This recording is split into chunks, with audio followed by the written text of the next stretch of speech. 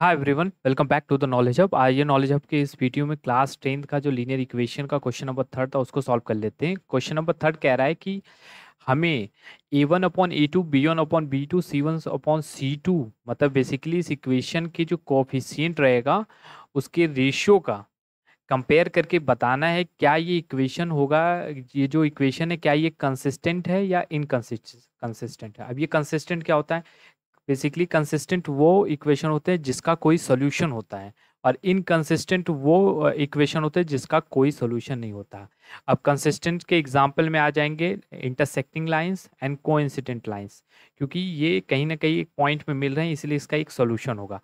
और इनकंसिस्टेंट में ये पैरेलल लाइन आ सकती है, क्योंकि एक दूसरे से नहीं मिलते हैं इसलिए इसका कोई सोल्यूशन नहीं होगा। तो इसका एग्जांपल आ जाएगा पैरेलल लाइंस जो होंगे वो इनकंसिस्टेंट में आएंगे। बेसिकली ये इनकंसिस्टेंट में और ये दोनों जो होंगे कंसिस्टेंट में आएगी। अब हमें जैसे पिछले पिछले क्वेश्चन में क्या था, हमें बताना था क्या ये इक्वेशन इंटरसेक्टिंग लाइंस बनाएंगी या कोइंसिडेंट लाइंस बनाएंगी या पैरेलल लाइंस बनाने। बस हमें यही चीज़ निकालना है इसमें भी कि क्या ये इक्वेशन जो है इंटरसेक्टिंग लाइंस बनाएंगी या कोइंसिडेंट है। अगर ये इंटरसेक्टिंग लाइंस बनाती कोइंसिडेंट बनाती तो ये कंसिस्टेंट इक्वेशन है, अगर पैरेलल लाइन बनाती तो इनकंसिस्टेंट इक्वेशन है। तो बहुत ही इजी क्वेश्चन है, तो आइए इसको सॉल्व कर लेते हैं। आप चाहे तो इसको आप ऐसे लिख के सॉल्व कर ले, 3x + 2y -5 = 0, या ऐसे भी रहने देंगे तो भी कोई दिक्कत नहीं,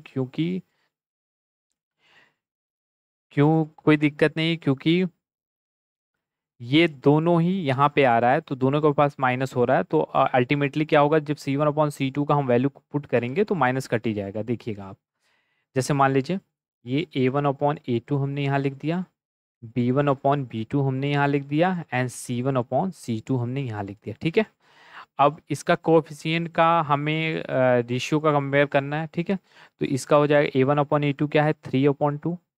ठीक है, b1/b2 क्या है 2/-3, और c1/c2 चाहे ये लिखो -5/-8 लिखो तो ये कट जाता है। ठीक है, तो बेसिकली इसमें a1/a2 is not equal to b1/b2, मतलब ये जो इक्वेशन है इस चीज को सेटिस्फाई कर रहा है इंटरसेक्टिंग लाइंस का। तो बेसिकली हम इसको कह सकते हैं these line intersect each other at point, therefore the pair of linear equation is consistent, क्योंकि ये सॉल्यूशन बनाएगा। Intersecting lines and coincident lines क्या होते हैं, सॉल्यूशन बताते हैं। सिर्फ पैरेलल लाइंस जो हैं सॉल्यूशन नहीं बनाते हैं। तो आइए थर्ड का जो फर्स्ट था इसका सेकंड भी सॉल्व कर लेते हैं इसी बेस पे। ठीक है, अब इसमें भी हम सबसे पहले फाइंड आउट करते हैं a1/a2, b1/b2 एंड c1/c2। अब इसमें a1/a2 क्या हो जाएगा 2/4, b1/b2 -3/6, c1/c2 7/9। ये हो गया 2 1 जा 2 2 जा, ये ये भी 2 जा, मतलब इसमें ये क्या क्वालिफाई कर रहा है, a1/a2 is equal to b1/b2 but is not equal to 7/9, मतलब c1/c2। मतलब किस चीज को क्वालिफाई कर रहा है, इस चीज को क्वालिफाई कर रहा है, पैरेलल लाइंस को। ठीक है, तो ये अगर पैरेलल लाइंस ये बना रहा है तो क्या होगा, क्या ये कंसिस्टेंट होगा या इनकंसिस्टेंट होगा। मैंने बताया था ना, the lines of this equation are parallel to each other, therefore the pair of the linear equation is consistent, क्योंकि हमने बताया था कि ये दोनों कंसिस्टेंट बनाएंगे और ये इनकंसिस्टेंट बनाएगा। ठीक है, तो आइए इसी बेसिस पे इसका थर्ड क्वेश्चन को भी सॉल्व कर लेते हैं। तो इसमें भी कंपेयर हम कर लेते हैं a1/a2, b1/b2 एंड c1/c2।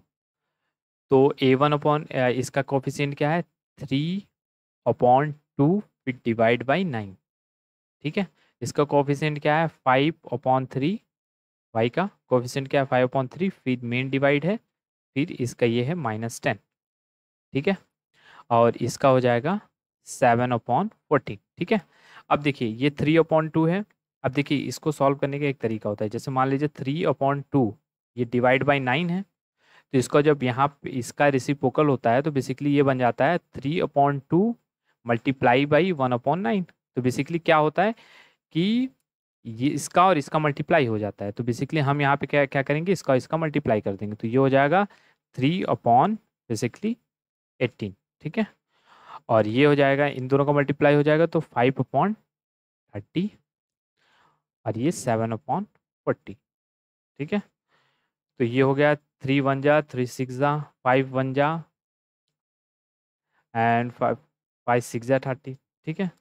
तो यहाँ पे पहले a1 upon a2 is not equal to b1 upon b2, मतलब ये जो फॉर्म कर रहा है इंटरसेक्टिंग लाइन फॉर्म करेगी। तो हम यहाँ पे सीधे लिख देंगे, हमें इसको देखने की जरूरत ही नहीं है। This line intersect each other A point, therefore the pair of linear equation is consistent, क्योंकि ये एक सॉल्यूशन बनाएंगे। तो आइए फोर्थ क्वेश्चन की तरफ पढ़ते हैं। फोर्थ क्वेश्चन को भी हम देख लेते हैं। a1 upon a2, b1 upon b2 and c1 upon c2। तो ये हो जाएगा 5 अपॉन -10 और ये हो जाएगा -3 अपॉन 6 और ये हो जाएगा बेसिकली 11 अपॉन -22।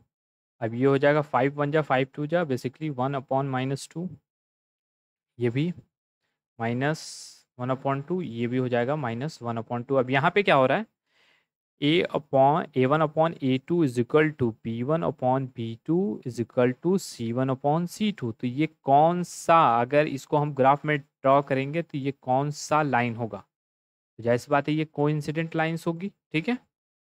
तो हम लिख सकते हैं the line of this equation are coincident, therefore the pair of linear equation is consistent. अब इसका एक लास्ट क्वेश्चन बचता है, फिफ्थ क्वेश्चन जो है इसका, और वो आप लोग के लिए होमवर्क होगा, ठीक है। आई होप आपको अच्छे से समझ में आया होगा। मिलते हैं नेक्स्ट वीडियो में नेक्स्ट क्वेश्चन के साथ, तब तक के लिए जय हिंद।